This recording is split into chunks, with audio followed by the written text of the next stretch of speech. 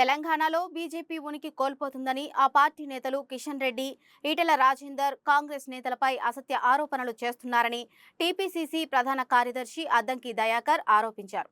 బట్టి విక్రమార్క ఆయన కుటుంబాన్ని లక్ష్యంగా ఈటెల రాజేందర్ మాట్లాడుతుండని మండిపడ్డారు. రాహుల్ గాంధీ నవంబర్ 2023 నుండి ఈ నెల 26 వరకు రాజ్యాంగ విజయోత్సవ యాత్ర చేస్తుంటే తట్టుకోలేకపోతున్నారని ఆయన విమర్శించారు.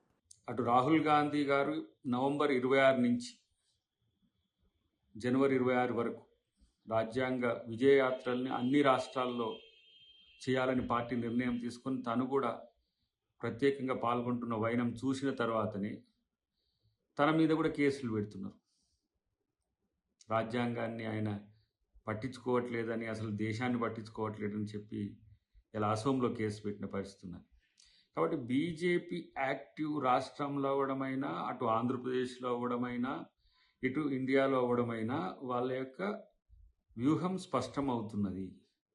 ఇటు సౌత్లో బలపడడానికేమో అన్ని రకాల ప్రయత్నాలు చేస్తున్నారు. అటు నార్త్లో నిలుపుకోవాలంటే బడుగు బలహీన వర్గాలు రాజ్యాంగ అమలును కోరుకుంటారు కాబట్టి రాజ్యాంగానికి మేము వ్యతిరేకమని పోయిందనే ఉద్దేశంతో దాన్ని కప్పిపుచ్చే ప్రయత్నం చేస్తారు.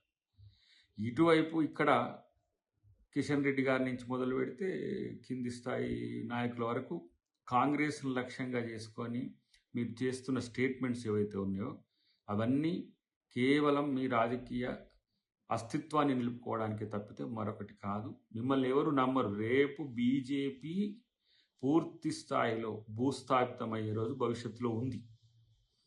కాబట్టి కాంగ్రెస్ ముక్త భారత్ అని చెప్పి ముందుకు పోయి ఇలా మీరేం కోల్పోయినరో మీకు అర్థమయ్యే రోజు భవిష్యత్తులో ఉన్నది. ఇప్పుడు చావు తప్పు కళ్ళు లొట్టబోయినట్టుగా గెలిచిండ్రు. భవిష్యత్తులో ఏ విధంగా ప్రజలు తీర్పిస్తారో మీకు తెలుస్తుంది. ఒకవైపు ఏమో బీజేపీ బీఆర్ఎస్తో పోరాడినట్టు కనబడ్డది గతంలో. కానీ ఎప్పటికైనా బీజేపీ బీఆర్ఎస్ కలిసి వచ్చే ప్రత్యర్థులే మాకు.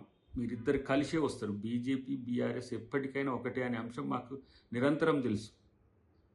ఎందుకంటే మీ ఎత్తుగడల్లో అవి కనబడుతున్నాయి, మీ యొక్క ఆలోచనలు అవి కనబడుతున్నాయి. ఏ విధంగా ఒక్క ఎంపీ సీటు రాకుండా బీఆర్ఎస్ నష్టపోయి బీజేపీకి ఇచ్చిందో, రేపు బీఆర్ఎస్ బలహీన పరిస్థితుల్లో బీజేపీతో కలుపుకొని వస్తారనే అంశంలో మాకేం పెద్ద తేడాలు ఏం లేవు. అవి ఊహిస్తున్నది. కానీ మీరు వేరు వాళ్ళు వేరు అన్నట్టుగా నమ్మబలుకుతూ మీరేదో ప్రభుత్వం మీద మీరు పోరాడుతున్నట్టు వాళ్ళు పోరాడుతున్నట్టు, కానీ అంతర్గతంగా ఏ విధంగా మీరు కలిసిపోయి ఉన్నారనే ఆ విషయం భవిష్యత్తులో కూడా జనానికి స్పష్టమయ్యే రోజులు ఇంకెంతో దూరం లేదు. కాబట్టి మీరు బట్టి గారి మీద విమర్శలో, ముఖ్యమంత్రి గారి మీద విమర్శలో, మంత్రివర్గం మీద విమర్శలో, ప్రభుత్వం మీద విమర్శలో ఇవి ఏవి చేసినా మిమ్మల్ని ఎవరు పట్టించుకోరు.